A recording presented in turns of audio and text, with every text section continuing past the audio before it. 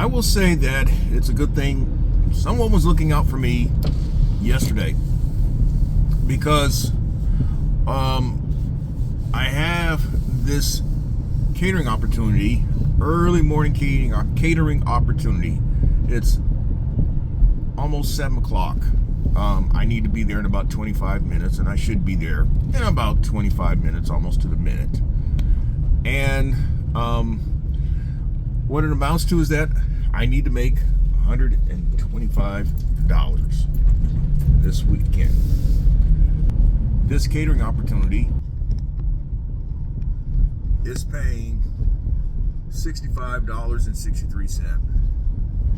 And so the exact number is $56 and change, but I'm saying another $60 is what I need to make this weekend, ideally today, in order to get where I want to be in terms of what I feel is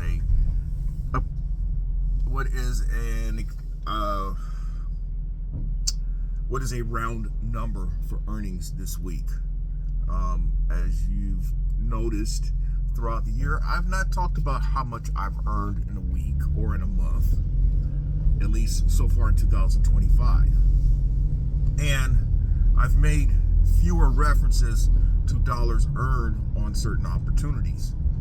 And that's been intentional. I'm trying to, what I want to do is concentrate on, I guess, certain topics and issues, and just the delivery and transport experience, despite the fact that I don't have multiple audio-visual sources that could entertain some of you in terms of the actual interaction, the loading up, and then drop-off interaction of an order opportunity. But I do have some footage from yesterday, in that I had a brokered opportunity that originated Thursday afternoon. In fact, I will say this week, brokered opportunities are likely to account for about 55% of my money earned this week. And brokered opportunities from operating out of the van. In fact, all of the dollars earned this week have been out of the van. None have been through the box truck this week, which is unusual. So the box truck is basically sat all week. The only time that I will use the box truck, potentially today, which I doubt it now, I think I'll be using a van, is the potential is is a honeydew thing for the Queen later today. But it just hasn't worked out this week as far as booking opportunities with the box truck. I mentioned in one video that I uploaded earlier this week that I had agreed on a number, and then the broker says, "Oh, we need at least a 20-foot box truck." Well, I got 16. Then there was another guy. I was quite honest, I was just fucking with him. But then again, I mean, it was one pallet, and it was supposedly a partial run. And for those who are not familiar with partial runs, this is just my observation. I can't speak with absolute qualification, but this is just my observation. Partial runs are brokers' ways of getting a shipper's business, but it's a way for them to actually retain more money for themselves, because partials, some people can actually, if you work partials right, the partials don't pay like they're supposed. They don't pay like a full run, or I guess that's the correct term. They don't pay like a full run. That's why they're called partials. So they pay partial. You get partial what you would get if it were a full run. I guess that's the way the term is.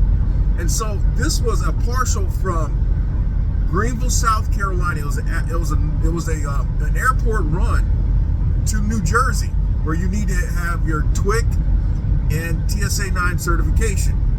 Well, again, like I said, I was just fucking with the guy, and we went back. He went back and forth. I was just fucking. I kept holding at the number that I was going to go at, and then he finally broke down and said, okay, all right, man, all right, we'll do it at your number, but upon further review, it appears that you don't have any box trucks listed. And then that's where I shut down. I shut down on him and blocked his emails and went on about my business. But like I said, I was just fucking with the guy. I mean, I was not committed to going to Greenville, to Newark Airport, Newark, New Jersey Airport. I've been up to New Jersey once, and that was 1999, covering postseason basketball tournament, in which Clemson played Rutgers in the NIT. And I had to fly into Newark, rent a car there, and I stayed in Newark, and then drove to Brunswick, New Jersey, which is where Rutgers University is located. Former stomping grounds of legendary coach Miss Vivian Stringer.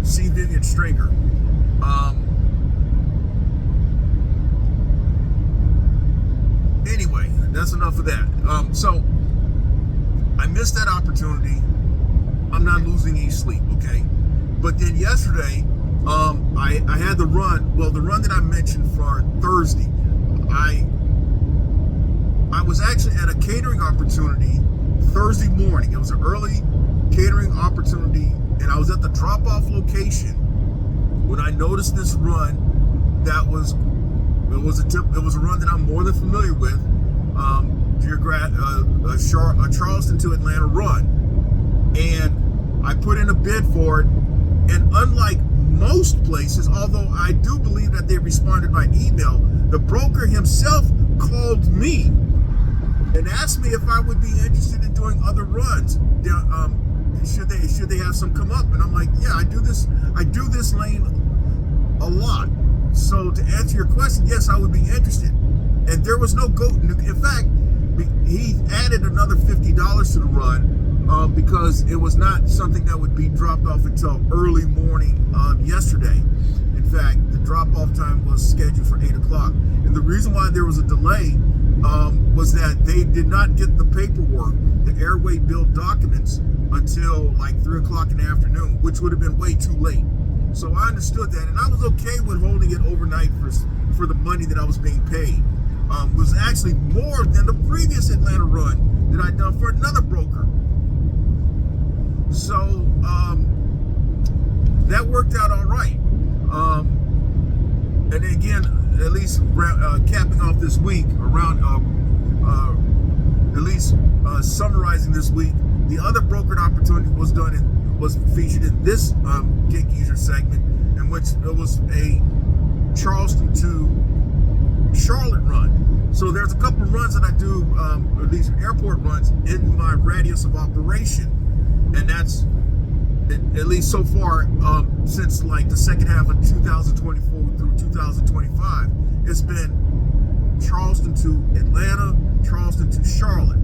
Although there were a number of runs that I did in 2024 and late 2023 that were from Charlotte area to Atlanta.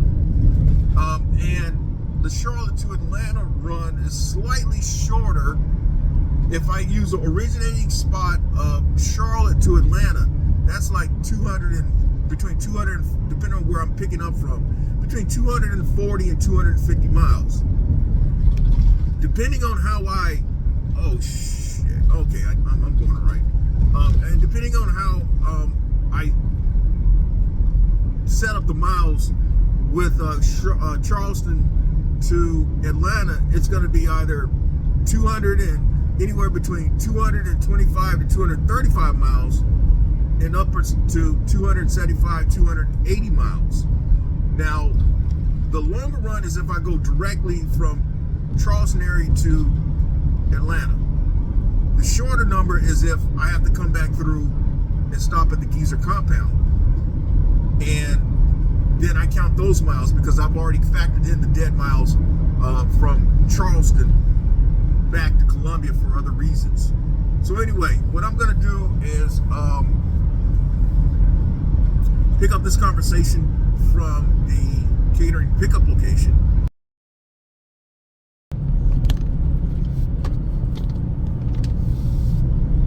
All right, so we've picked up the order.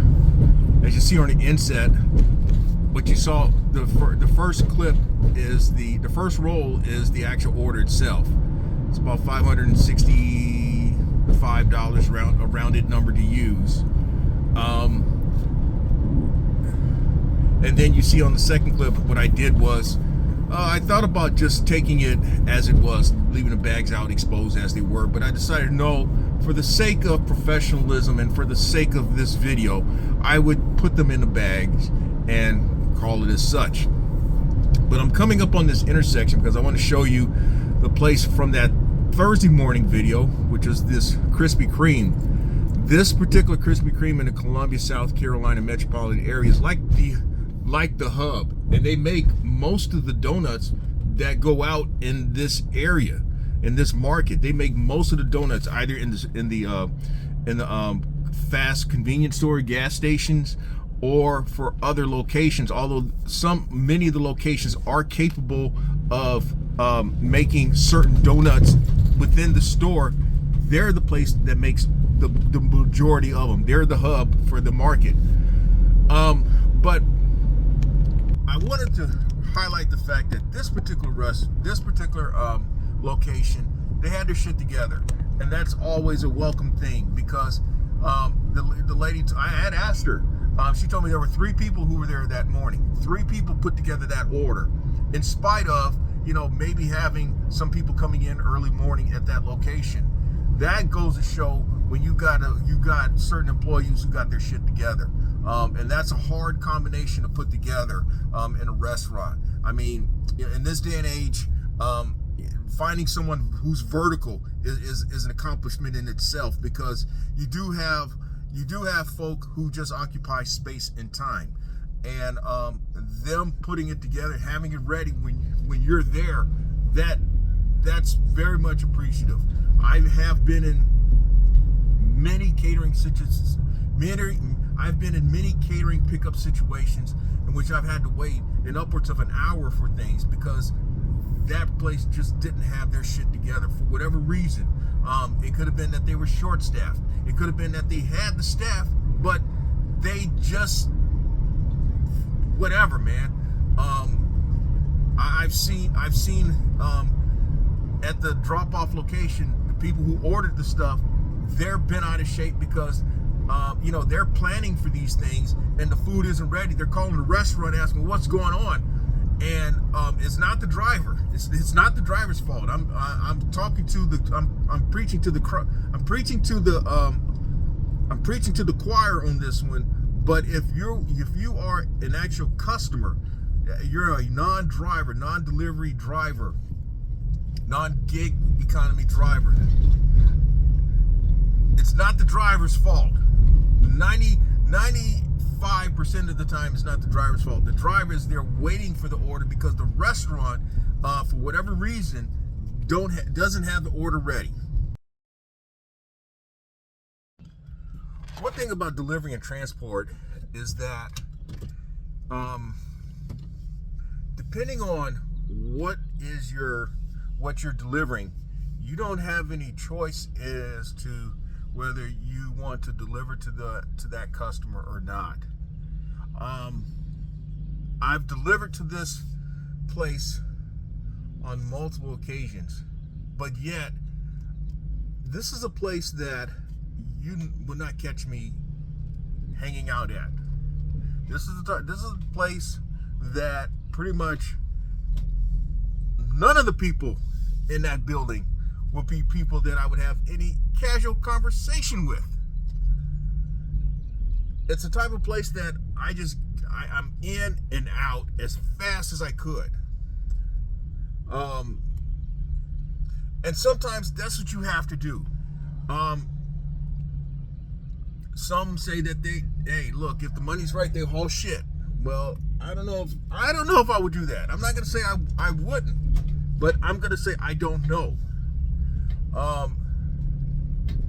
But yeah, what happens is that I probably could have passed on this place. I could have passed on this place. There are certain establishments that I've passed on regardless of the money. And I believe in a situation like this, I would have passed all the way around. But I didn't. And I'll just leave it at that. I've mentioned how I have passed on delivery opportunities or these catering opportunities that have paid well over $100, somewhere in the $100 to $200 range, that I've passed on outright. In fact, there was one this week that I passed on because it didn't meet the money, the ratio of the size of the order to what the money that it was going to pay the driver. I passed, and it was paying $110. So I actually practice what I preach or advocate, and more.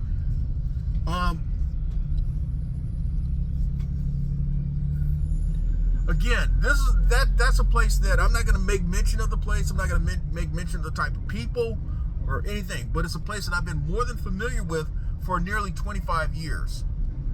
And again, it's a place that you would not catch me hanging out at or going by under damn near almost any circumstance. Almost. And again, the people themselves are folk that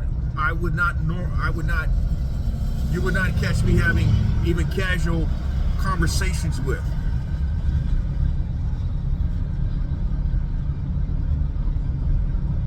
So now the goal is to earn about $60 and call it a weekend. Hopefully I can do it hopefully I can do it under the right circumstances, be it last month gig delivery or the combination of Instacart or DoorDash, Grubhub, or Uber Eats, and then I'm done.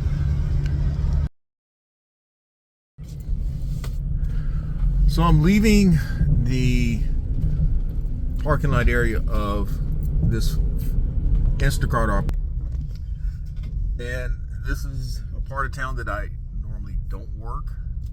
I'm dropping off to a part of town that I normally don't work, but I grabbed it because it was 5 items and it was offer was paying $15.11 apparently. And so if the customer does tip as they should, the customer tipped $9 and change. So what the hell for 5 items? I mean, a box of sausages, 2 boxes of bacon, lettuce, tomato pasta mix, and 5 packs of candy and 2 bags of potato chips. Well, hell, I mean, I think most people would do that for $15.11, and the total driving distance is less than 2 miles. Yeah, I think so. So if it pays like it should, that's going to put me at $80, and I'm needing 100. Okay, so that means I need now $40, and so we will resume the conversation at the next opportunity. All right, so now I am on a Uber Eats, 2 items, paying $17.05. Now I had to drive about 10 minutes or so to the pickup location, to the store location, because it's a shop and pay, and I'm having to drive about another 10-12 minutes to the drop-off location. At this time in the morning in the Columbia, South Carolina metropolitan area, it's really rather perfunctory because you can cover a lot of ground because nobody's out yet, especially in certain parts of town where people aren't awake yet. But I gotta talk about this. Now, I have not been the biggest fan of Instacart, and for a lot of reasons, because Instacart has stolen money from drivers. Instacart has stiffed drivers in terms of advocacy on behalf of drivers. But I gotta say this today, because I was thinking about this as I left the drop-off location. I mentioned previously that, hey, I was in an area that I normally don't work, and there's good reason why I don't work that area. But in this particular case, a couple of things protected me. Number one, I always take pictures of the drop-off location, especially at apartments. It really doesn't even matter now these days, be it apartments or residences, but when you know that you're going to certain areas that may be suspect, your awareness is heightened that much more. But then again, you go to apartments and they try to stiff you by claiming that they didn't get their order, or they'll try to stiff you on taking back the tip. I've had this happen in residential areas with homes that are like $500,000. Brand relatively new residential areas, homes that are basically $500,000, where the recipient is going to say that they didn't get their order, they take back the entire tip, and also then trash you with a 1-star rating. I think that's kind of what happened here today. Almost immediately, Instacart sent me a notification that, hey, we covered your tip, which was $9. In fact, I think I mentioned, I did mention that. Just, all this has happened within about 25 minutes. All within about 25 minutes, in fact. I mentioned that, hey, I got supposedly $9 tip. Instacart sends me notification that, hey, it's covered the $9 tip. In fact, it's mentioned, if you look here, it says adjustment, because the customer tried to pull a fast one, tried to pull fraud on me. And ironically, I also had I didn't trash the customer. I had fired the customer because I did not want to go back over there again. So I exercised my option by saying, hey, look, I'm blocking this customer. So either way, they're blocked. I blocked them, and then Instacart's probably blocked them for taking back the entire tip. So something worked out in my favor today. It doesn't happen often.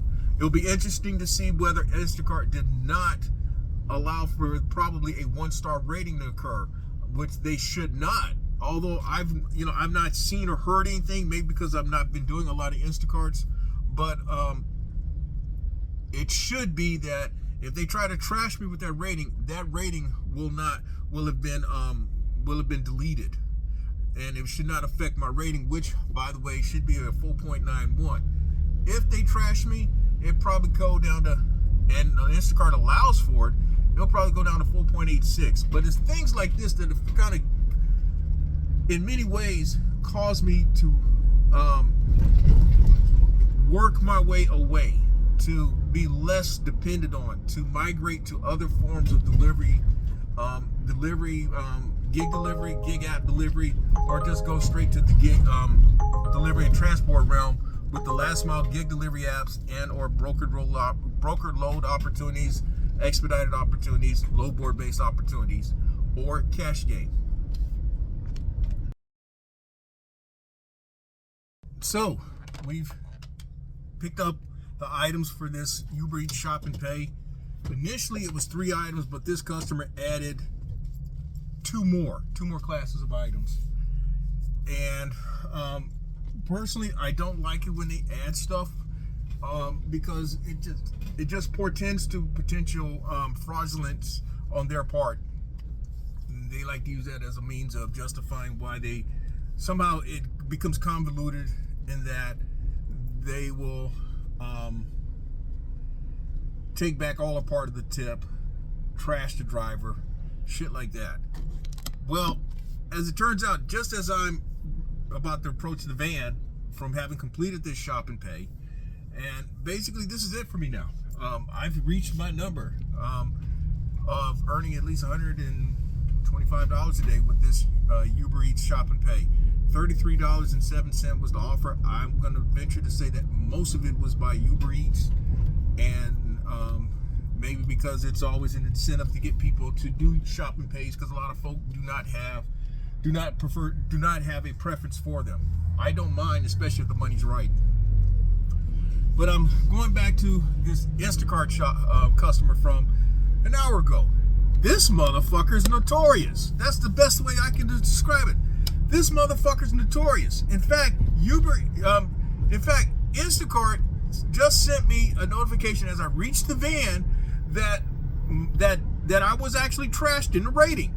What something that I'd called an hour ago was exactly as I called. The person probably it was a setup to get something for basically little or no money and not tip the driver, and that's exactly what happened. So Instacart sent me a notification that the low rating was removed.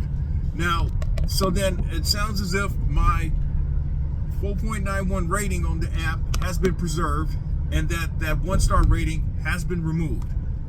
For once, I could say that Instacart really was looking after a driver. I've never had this experience before. I've had shit that has appeared that shows up 6 months later where they finally remove a bad rating, or that they justify that there was fraudulence on a customer's part, or never hear anything at all. In fact, ironically, if I actually I'm showing a screenshot of this. This is actually a year ago today, where I had a notification about some fraudulent shit done by a customer. So, all in all, I guess I could say for this morning, I got what I came out for. I got what I came out for. I came out to look for $125, and I came back with a little more, plus a little story about Instacart really looking out for a driver. Oh, so what I want to do also is give a wrap up categorically about how the money was earned this week. As I briefly mentioned, I have yet to fire up the box truck this week. I've yet to turn on the engine at all this week. All the money earned was working out of the van. I had 4 catering app opportunities, including the one this morning. I had 1 DoorDash delivery opportunity this week, 3 last mile gig app delivery opportunities, 2 brokered / expediting / low board based opportunities, and then I had 2 Uber Eats opportunities. Now, as I've mentioned many a times on multiple occasions, my business model is based on these 4 categories. Gig food app delivery opportunities, which is your I guess you'd say your staple apps like the DoorDash, Grubhub, Uber Eats, and Instacarts, plus catering opportunities, last mile gig delivery app opportunities, brokered load / expediting / low board based opportunities, and then cash game. No cash game opportunities this week. So, but I'm okay with it. I'm okay. I got where I would like to be. I finished a week reaching a dollar amount that I'm okay with, and I'm done for the week. So that's all I have to share for this segment of the Gig Geezer. If you like the content that's been provided in this segment or in any other segment, hit that subscribe button, give my content a thumbs up, share my content among others, and I definitely welcome your comments in the section below. I'm Inwood Lane. As always, may your grind and may your hustle continue.